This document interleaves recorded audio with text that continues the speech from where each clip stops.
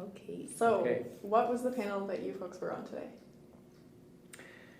Well, it was the Green Jobs panel, but we were really looking at the economy, and we were really looking at larger issues. Had to do with the definition of green jobs is somewhat a murky definition, and we were trying to focus. Some of us were focusing in on things like climate jobs, simply because the climate crisis is at the center of what's happening, and we need to be creating jobs that contribute to the reduction of carbon emissions and greenhouse gas emissions.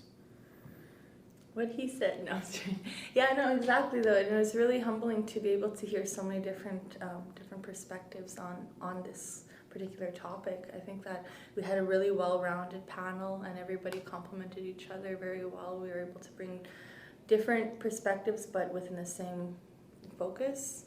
So it was really nice to hear what everybody had to say and to have the input from the crowd and have their questions. And who else was on the panel?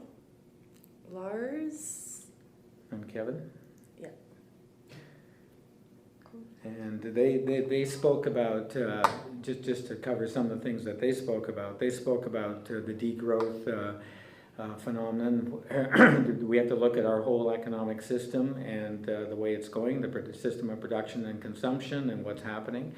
And they were beginning to open up some of those issues. And then secondly, Lars brought in the whole experience and concern about cooperatives, that we have to think about social organization and new institutions, not just the old institutions, but new institutions that will help address this.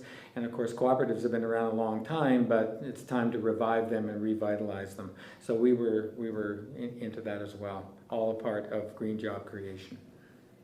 So what were the take-home messages for the participants, do you think?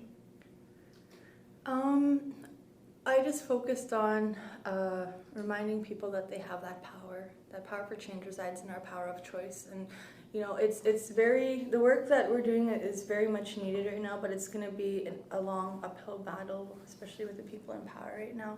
And so not to be overwhelmed by this struggle, but know that, you know, even though you may be over here working on something like, say, I'm going to go back to Yellowknife and work on something, I know that there's other people all across the country who are in the same movement, and recognizing that, you know, yeah, we may want to save the whole wide world, but first we have to recognize where we can help our own backyard. Because if everybody takes responsibility for their own regions, utilizing their individual strengths and gifts, and where collective individuality creates that community, and we're going to be able to utilize that community foundation to find ourselves in a healthier future.